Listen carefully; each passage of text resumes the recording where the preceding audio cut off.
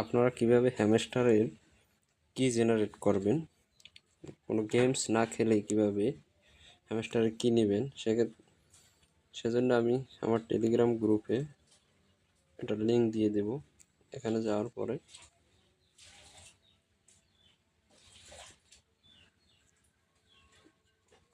এই যে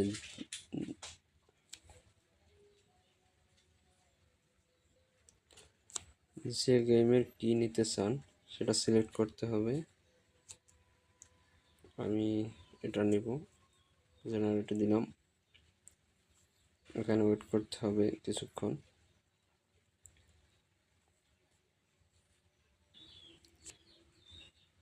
কেউ সব কিগুলো একসাথে